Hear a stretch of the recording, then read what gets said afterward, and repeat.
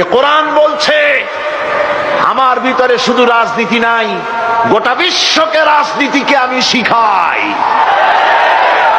অর্থনীতি শিখাই, পৃথিবী চলবে কিভাবে তা আমি দেখাই।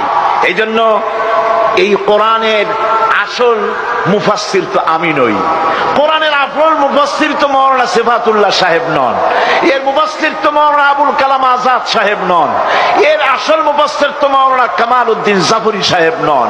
এর আসল মুফাসসির কে?